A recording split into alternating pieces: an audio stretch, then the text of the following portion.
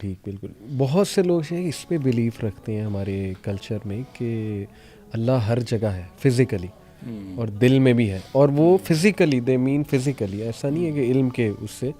تو یہ بھی کلیئر میرے خیال آپ کر دیں کہ اللہ سبحانہ تعالیٰ فزیکلی تو کریشن سے ابو ہے, اور اپنے عرش پہ جس طرح اللہ کی شان جو ہے اس کے مطابق اللہ تعالیٰ مستوی ہیں.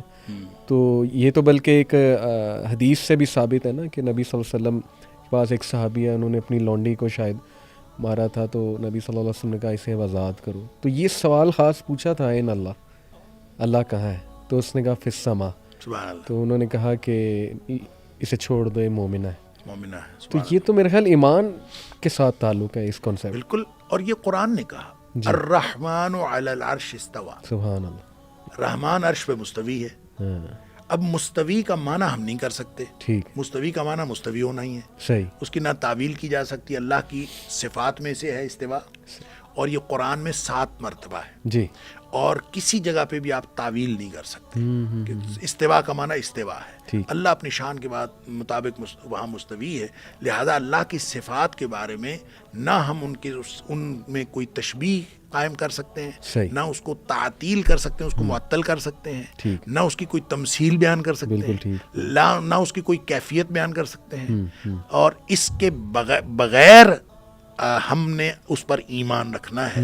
وہ جیسے امام احمد ابن حنبل علیہ الرحمہ کا غالباً قول ہے یا کسی اور امام کا کہ الاستواء معلوم, کہ استواء تو معلوم ہے, صحیح, لیکن اس کی وکیفیتہ مجہول, لیکن اس کی کیفیت نامعلوم ہے. صحیح صحیح صحیح, ٹھیک ہے جی, بالکل ٹھیک. اور والایمان بہ واجب, اس کے اوپر ایمان, والایمان بہ واجب, اس کے اوپر ایمان رکھنا واجب ہے. صحیح. والسؤال عنہ بدعت, اس کے بارے میں سوال کرنا ہی بدعت ہے. بالکل ٹھیک, کہ یہ کیا ہے, اس کے بارے میں جب اللہ کے رسول صلی اللہ علیہ وسلم نے سوال نہیں کیا, صحابہ کرام نے سوال نہیں کیا, تو ہم کون ہوتے ہیں اس کے بارے میں سوال کرنے والے, کہ مستوی ہونے کا کیا مطلب ہے. لیکن ہے وہ آسمانوں پہ. اس کی وجہ یہ ہے کہ آپ نے جو ایک حدیث کا حوالہ دیا کہ اس خاتون سے, لڑکی سے پوچھا تھا نبی پاک صلی اللہ علیہ وسلم نے این اللہ, اور اس نے اشارہ کیا.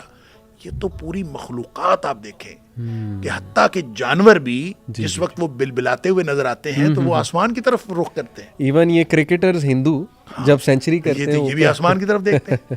تو یہ اتفاق ہے, یہ اتفاق نہیں ہے, یہ ایک عالمگیر سچ ہے کہ جس چیز کو بھی آپ بڑا مانتے ہیں وہ بلندی پہ ہوتا ہے. سبحان اللہ, بڑا بلندی پہ ہوتا ہے. تو اللہ اکبر, لہذا وہ بلندی پہ ہے. بلندی کتنی ہے وہ تو اللہ ہی جانتا ہے, وہ تو نبی کریم صلی اللہ علیہ وسلم اس کی ایک حدیث کے اندر کیفیت آتی ہے. لیکن بہرحال اللہ عرش پر ہے.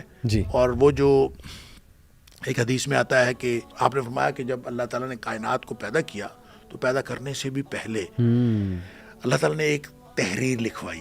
ان اللہ تعالیٰ کتب کتابا قبل ان یخلق الخلق. یہ بھی بخاری شریف کی حدیث ہے کہ اللہ تعالیٰ نے کائنات کو پیدا کرنے سے پہلے ایک تحریر لکھوائی.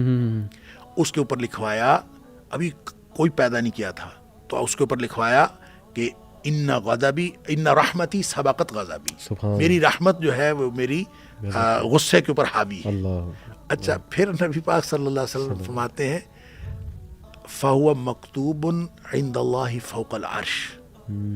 اب وہ جو تحریر ہے اب بھی اللہ کے پاس عرش کے اوپر لکھی ہوئی ہے. سبحان اللہ کے پاس عرش کے اوپر. صحیح. تو اللہ تعالیٰ ذات کے اعتبار سے تو عرش پر ہے جی, اور جو اس کی شان ہے کہ اس کا علم عرش پر ہونے کے باوجود ہر چیز پر اللہ کا علم حاوی ہے. واسع کرسی السماوات والارض, بے شک کہ اس کی جو کرسی ہے, اس کا جو عرش ہے, وہ ہر چیز پر حاوی ہے. تو دیکھیں یہ تو بڑائی کے اعتبار سے آپ کو اللہ تعالیٰ کے عرش کے مقابلے میں کائنات تو پتہ نہیں اتنی سی ہے, اتنی سی بھی نہیں ہے. تو اس کو ہر جگہ موجود ہونے کی کیا ضرورت ہے. اتنی سی چیز آپ کے سامنے ہو, اس میں ہر جگہ موجود ہونے کا, تو پھر بھی یہ تو اللہ تعالیٰ کو محدود کرنے کی بات ہے. لہٰذا اس طرح کا کوئی تصور درست نہیں ہے. اللہ ذات کے اعتبار سے عرش پر ہے اپنی شان کے مطابق, اور علم کے اعتبار سے ہر جگہ ہے. بالکل ٹھیک. اور ظاہر ہے کہ اس طرح اگر جب ہم کہیں گے اللہ تعالیٰ ہر جگہ ہے, تو پھر بعض جگہیں تو بہت ہی قبیح ہیں جہاں عام انسان جانا پسند نہیں کرتا. تو کیا خیال ہے کہ وہاں بھی اللہ تعالیٰ کی ذات ہے؟ نہیں, اللہ علم کے اعتبار سے ہر جگہ جگہ موجود ہے صحیح. اور ذات کے اعتبار سے اللہ تعالیٰ عرش پر ہے. بالکل ٹھیک. میں ایک انٹرسٹنگ کنسیپٹ بس بتانا چاہوں گا شیخ آڈینس کو بھی آپ کو بھی کہ سورج کا نا ایک تعلق ہے. یہ جیسے آپ نے کہا نا یوگا والے بھی سورج کی طرف سمت کر کے بیٹھتے ہیں اور ایک خاص پوسچر میں بیٹھتے ہیں.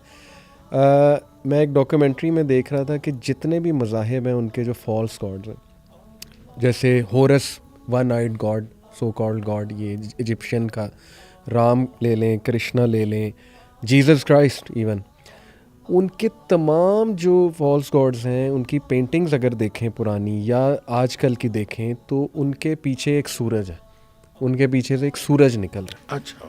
یہ چرچز میں بھی یہ پینٹنگز بڑی کلیئر ہیں کہ عیسیٰ علیہ السلام سامنے کھڑے اور پیچھے سے سورج نکل رہا ہے.